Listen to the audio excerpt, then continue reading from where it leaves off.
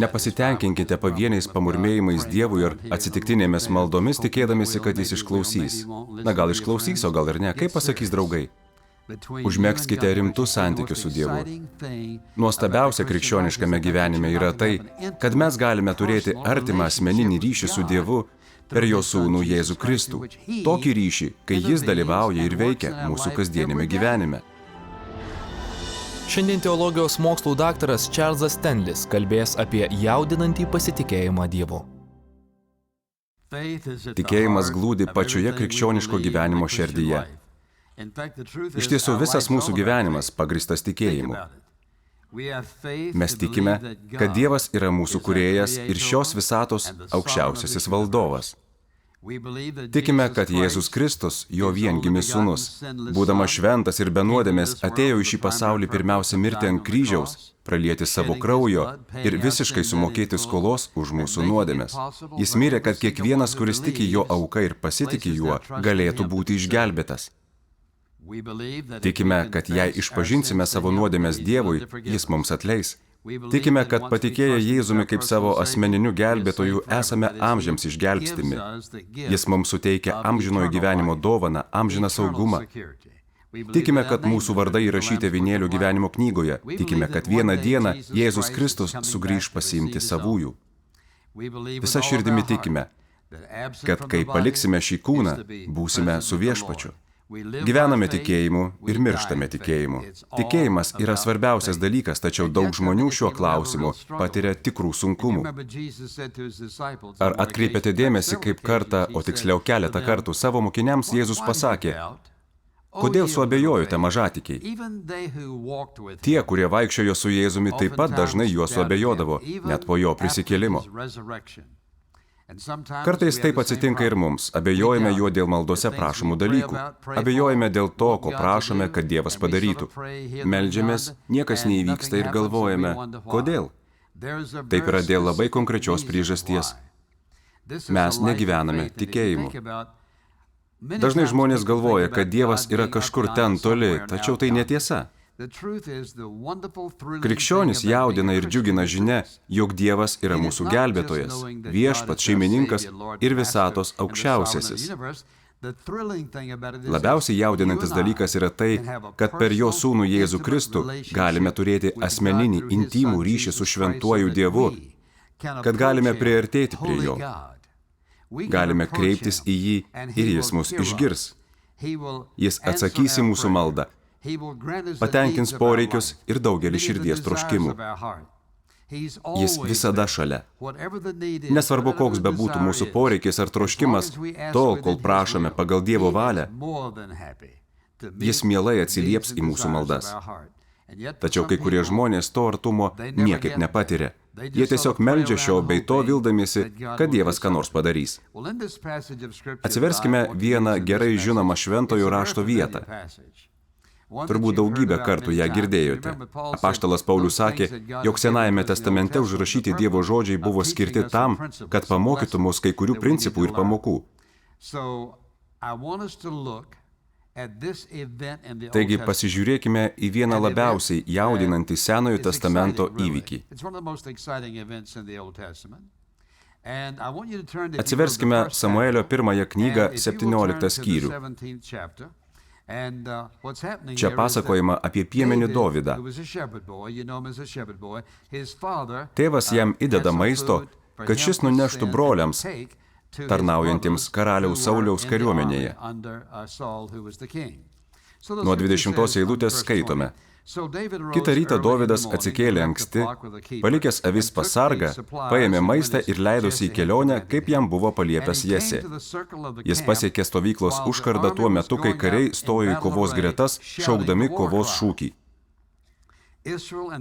Izraelis ir Filistinai sustojo į mūšio gretas, gretos priešais gretas. Palikęs daiktus prižiūrėti ryšulių sargui, Dovydas bėgo gretų link. Atbėgęs pasveikino savo brolius. Jam besikalbant su jais, kovotojas Filistinas iš Gato, vardu Galijotas, išėjo į priekį iš Filistinų gretų ir kalbėjo tais pačiais žodžiais kaip anksčiau. Ir Dovydas jį girdėjo. Pamatę tą vyrą, Izraelio vyrai bėgo nuo jo siaubo apimti.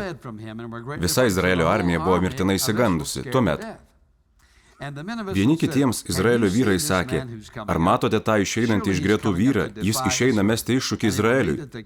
Vyrą, kuris jį užmuštų, karalius padarys turtingą, duos jam savo dukterį žmoną ir atleis nuo mokesčių jo tėvo namus Izraelyje. Dabar atkreipkite dėmesį, kas įvyksta. Dovydas paklausė arti jo stovėjusių vyrų. Kaip bus atlyginta vyrui, kuris paguldytų tą Filistiną ir pašalintų gėdą nuo Izraelio? Kas tas neapipjaustytas Filistinas, drįstantis mesti iššūkį gyvojo Dievo gretoms? Šios dvi armijos stovėjo viena prieš kitą ir net karalius Saulius buvo išsigandęs. Visa jo armija buvo įbauginta. 40 dienų Galijotas vis išeidavo į priekį ir kviesdavo drąsuolius į dvikovą. Kokia čia svarbiausia problema? Galijotas nebuvo eilinis karys. Šventajame rašte apibūdinta jo apranga.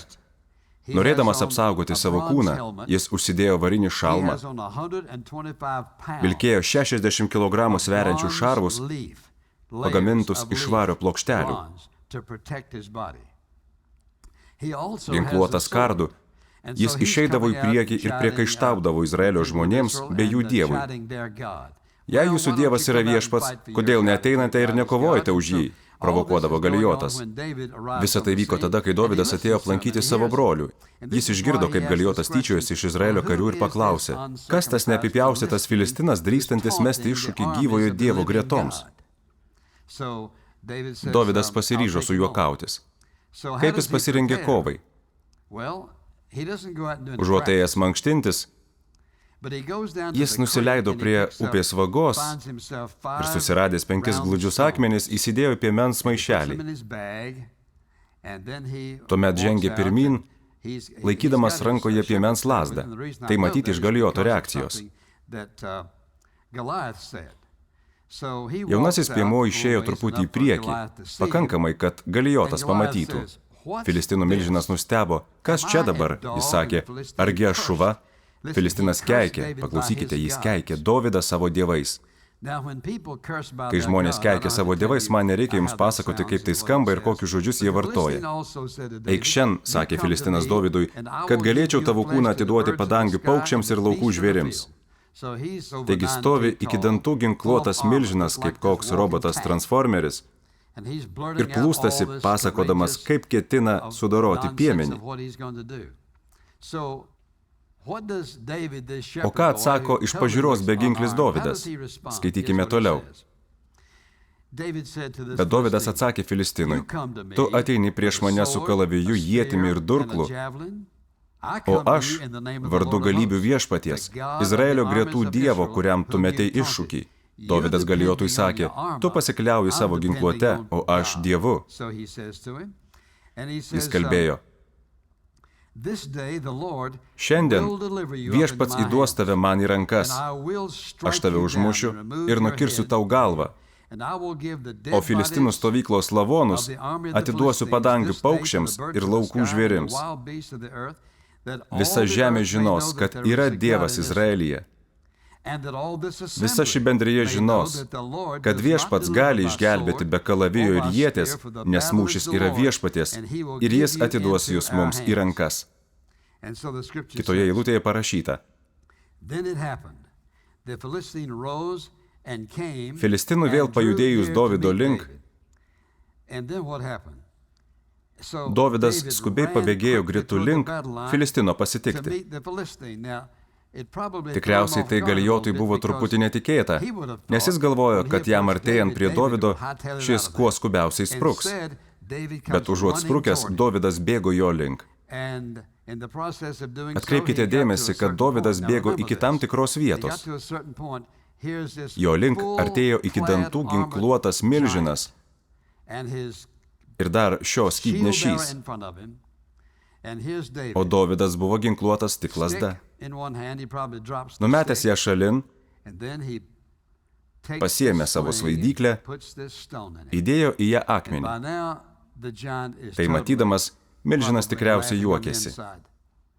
Dovydas įsuko svaidyklę. Nors Galijotas artėjo, Dovydas stovėjo vietoje, gerai nusitaikė ir paleido akmenį. Tas akmuo trenkė Galijotui tiesiai į kaktą. Jis mirė dar prieš nugriūdamas ant žemės. Dovydas nepaleido akmens bet kur. Jis nusitaikė į tą vienintelę vietą, į kurią turėjo pataikyti, kad iškart nužudytų priešą. Esu tikras, kad tada Galijoto ginklanešys metė skydą ir pasileido bėgti.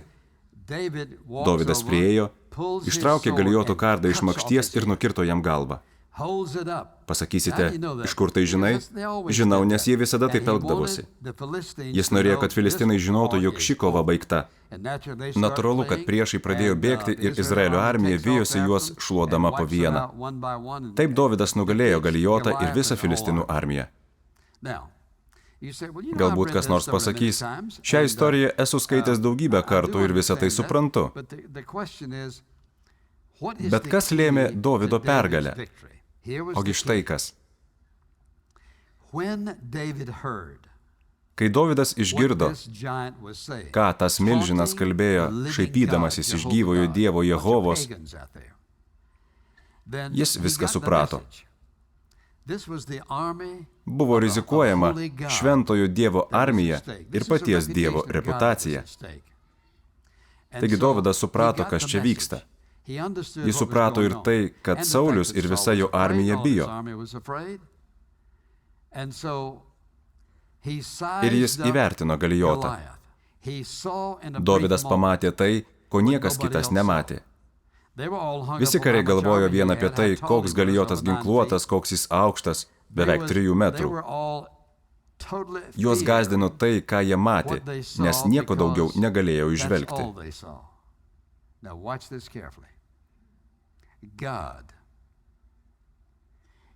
Tam tikrose situacijose Dievas nori jums ir man suteikti sugebėjimą pamatyti tai, ko negali pamatyti žmogaus akis. Apie tai ir kalbėsime. Dovydas matė šios kovos pabaigą.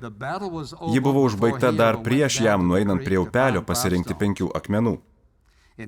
Jo mintise ši kova jau buvo baigta, nes jis matė milžiną jau nugalėtą. Ar žinote kodėl?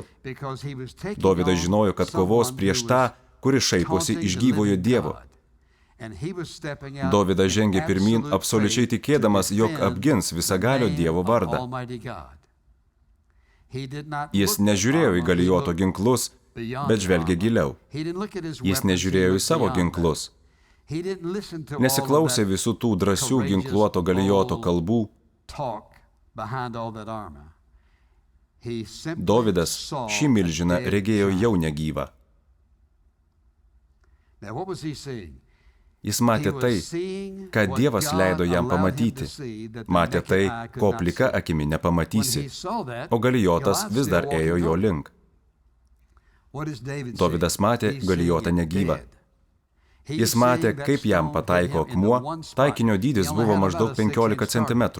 Nors Galijoto ūgis buvo kone 3 metrai, bet taikinio dydis buvo tik 15 cm. Dovydas matė Galijotą gulintį negyvą. Kova buvo užbaigta dar iki tol, kol Dovydas priartėjo prie šio filistinų milžino. Kas nors tikriausiai pasakys, pala minutėlę. Būtent taip ir buvo. Tikėjimas būna įvairių lygmenų. Vieni tikintieji sako, žinau, kad Dievas gali tai padaryti, bet nesu dėl to tikras. Kiti tvirtina, žinau, kad jis padarys tai, bent jau kai kuriems. Yra ir tokių tikinčiųjų, kurie sako, tai jau padaryta, jau atlikta. Kai nėra jokių įrodymų, nėra ir priežasties tikėti, nebent pats Dievas suteiktų jums sugebėjimą pamatyti darbą užbaigtą. Būtent tai ir suteikia toks tikėjimas. Štai kodėl Dovydas laimėjo šį mūšį. Jei galvojate apie tai, kaip jaučiatės, apie tai, ką matote, ką girdėjote ir ką sužinojote, pradedate kankintis.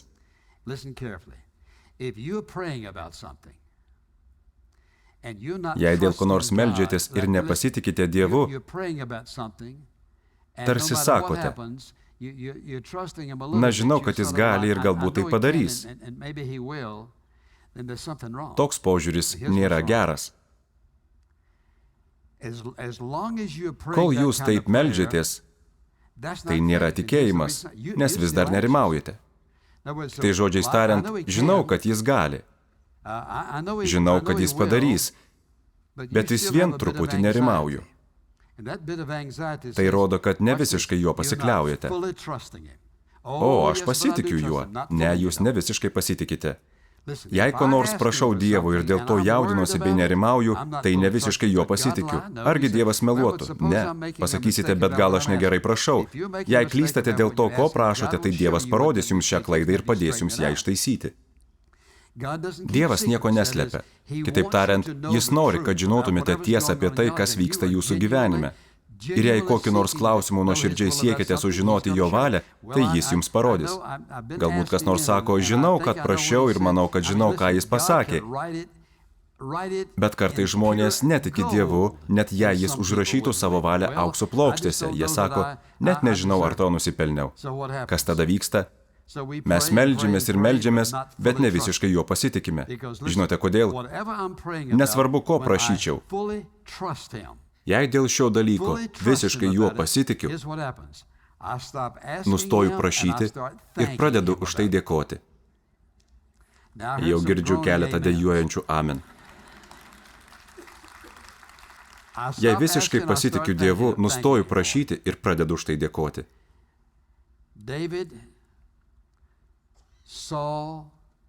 Dovydas matė pergalę dar prieš pradėdamas šią kovą.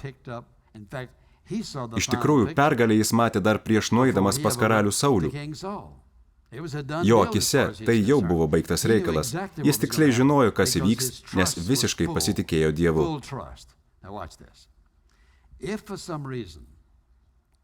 Jei jūs dėl ko nors vis kovojate,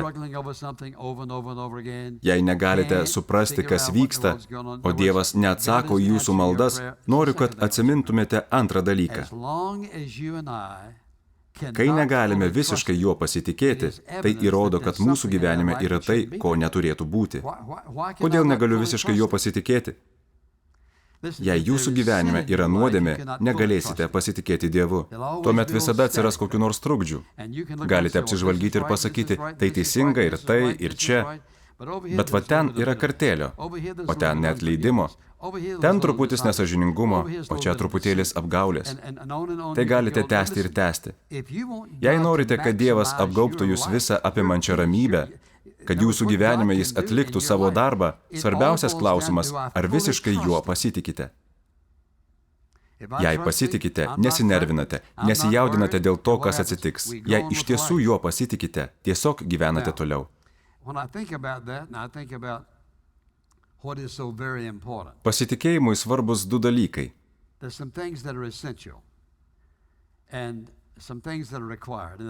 Pirmas – tyra širdis. Be tyros širdies negalėsite visiškai pasitikėti Dievu. Nepavyks. Tokia jau nuodėmės prigimtis. Antras dalykas – aiškus protas. Kai jūsų širdis tyra ir joje nėra nuodėmės, jūsų protas tampa labai aiškus. Pradedate matyti tai, ko anksčiau negalėjote įžvelgti. Stebėtina, kiek krikščionis pakenčia. Mes leidžiame savo truputį nuodėmės čia, truputį ten. Galvojame, kad jei nieko nenužudėme ir nepaleistuvavome, tai turbūt viskas gerai. Ne. Būtent šie maži dalykėliai mus ir sutriuškina. Trečias dalykas – tyri motyvai. Galijotas tyčiojosi iš gyvojo Dievo armijos. Jehovos vardui buvo padaryta gėda. Pagonių Dievas sukilo prieš vienintelį tikrąjį Dievą. Dovydas sakė, aš tave užmušiu ir nukirsiu tau galvą, kad visa ši bendrija žinotų, jog yra Dievas Izraelyje ir jo vardas Jehova, kad kiti žinotų, kad Izraelio Dievas yra viešpats. Dovydo motyvai buvo teisingi. Taigi svarbiausias dalykas – išmokti klausytis Dievo. Jei neišmoksite klausytis Dievo, kaip sužinosite, kada jis sako, darbas jau baigtas? Turime melstis tyromis širdimis ir aiškiu protu. Turime jam sakyti, Dieve, kokia yra tavo valia šiuo klausimu. Taigi leiskite man paklausti. Jei meldžiatės 10 minučių, kokią laiko dalį iš šių 10 minučių skiriate klausimuisi? O gal, kaip dauguma mūsų visą tą laiką prašnekate patys? Paminėsiu antrą dalyką, apie kurį dažnai kalbu, nes tikiu, kad jis yra labai svarbus. Kada paskutinį kartą parodėte pagarbą šventajam Dievui, atsiklaupdami ant kelių? Jeigu Jėzus dabar vaikščiotų tarp mūsų, argi nenorėtumėte pulti prieš jį kniupsti? Kodėl? Nes jis yra šventas visatos Dievas. O mes sėdime čia, darome šį ir aną, meldžiamės ir tikimės, kad Dievas padarys tai ir tai. Dievas nori padaryti nuostabių dalykų. Taigi širdis turi būti švari, o motyvai tyri. Jūs kalbate su Dievu Jehova, su visatos valdovu. Savo prašymus atnešate Dievui, kuris jūs besąlygiškai myli. Argi jis neturi teisės reikalauti švarios širdies, tyro proto, tyrų motyvų ir pagarbos? Kai Dovydas susidūrė su Galijotu, jo dėmesio centre buvo vien Dievas. Kartais pasaulis paima mūsų vartojimo žodžius ir juos iškreipia. Tuomet, kai juos pavartojame, žmonės sako, jūs kalbate pasauliečių žodžiais. Ne, netiesa. Kai galvojate apie tai, ko prašote Dievo ir pamatote, kad jis jums tai jau davė, tai vyksta dėl to, kad tuo metu Dievas leido jūsų širdyje, prote ir sieloje tai pamatyti kaip baigtą reikalą. Paklausite, bet ar Dievas gali ir mano gyvenime taip veikti? Taip, jis neturi išankstinio nusistatymo prieš jūs. Dievas neturi favoritų, bet turi artimuosius. Tuos, kurie pasirengia gyventi pagal jo valią ir vaikščioti jo keliais. Norėčiau dar kartą pakartoti. Kai turite tikėjimą ir kai visiškai juo pasitikite, tuomet turite pasitikėjimą. Tuo metu jis leidžia mums trumpai pamatyti maldos atsakymą. Ir jūs žinote, kad taip ir bus, nes taip padarė Dievas. Ką tuomet turime daryti? Turime gyventi taip, tarsi tai, ko prašėme, jau būtų įvykę. Bet tam jūsų širdis turi būti švari, o motyvai teisingi.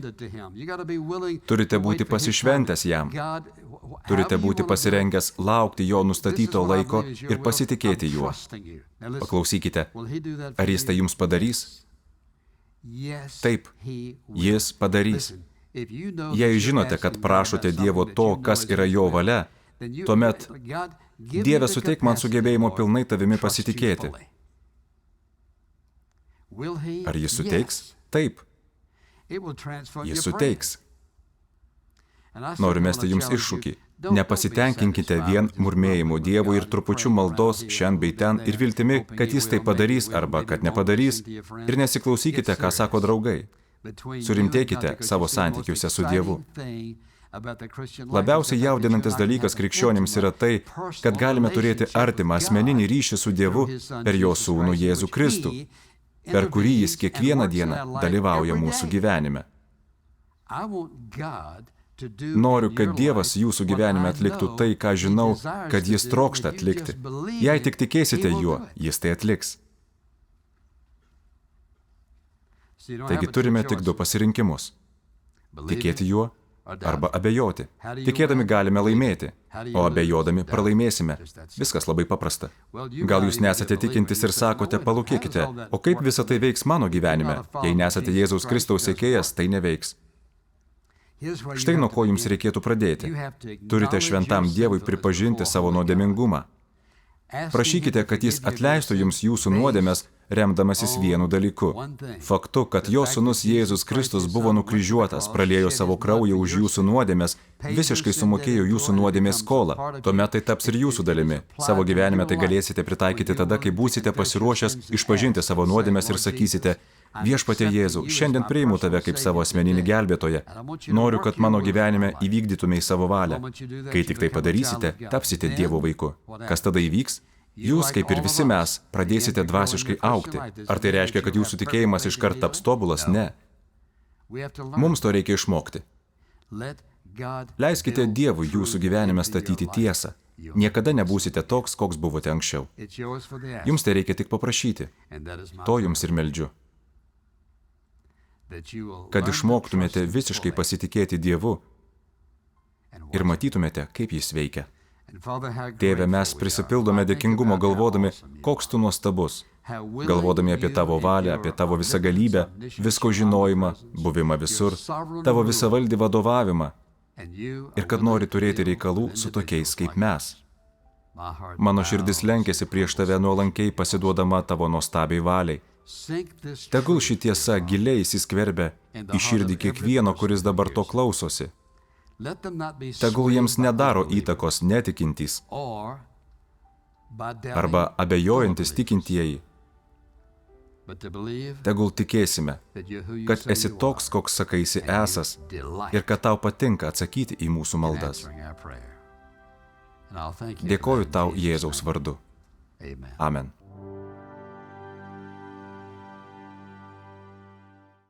Teologijos mokslų daktaro Čarlzo Stenlio programa Gyvenimo principai parengta tarnystės In Touch Ministries, kuri visame pasaulyje kviečia žmonės artimiau pažinti Jėzų Kristų ir stiprina vietinės bažnyčias. Iš Dievo malonės ši programa tapo įmanoma jūsų maldų ir aukų dėka. Lietuvišką gyvenimo principų įgarsinimą jums dovanoja Alytaus baptistų bendruomenė.